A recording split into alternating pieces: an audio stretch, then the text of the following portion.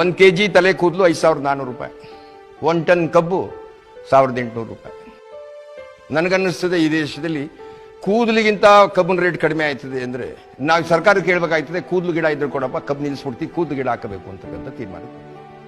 ರೈತರಿಗೆ ಅಂತ ಒಂದು ಮಾರ್ಕೆಟ್ ಇಲ್ಲ. ಆಮೇಲೆ ಯಾವುದೇ ಯೂನಿವರ್ಸಿಟಿಗಳಿಗೂ ಈ ಕೃಷಿ ಸುದ್ದಿನೇ ಇಲ್ಲ.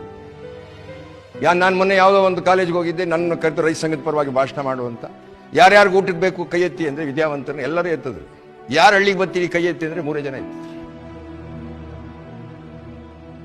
ಇದೊಂದು ಆಶ್ಚರ್ಯಕರವಾದ ಸಂಗತಿ.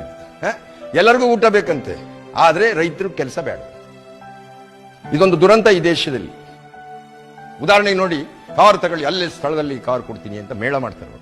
ಯಾಕೆ ಬ್ಯಾಂಕ್ಗಳು 1,000 ಎಮ್ಮೆ, 5,000 ಹಸ, 10,000 ಕುರಿ ಮಾಡಿ ಬನ್ನಿ, ಇಲ್ಲೇ ಸ್ಥಳದಲ್ಲಿ 50 ಕುರಿಯನ್ನು ಕೊಡಲಾಗುತ್ತೆ, 70 ಎಮ್ಮೆಯನ್ನು ಕೊಡಲಾಗುತ್ತೆ. ಈ ಮೇಳ ಯಾಕೆ ಮಾಡೋಕ್ಕಿಲ್ಲ? ಕಾರ್ ತಗೊಂಡೋಗಿ ಏನ್ ಕರೆಯೋ ಕಾರ್ನೆಲ್ಲ ನಾವು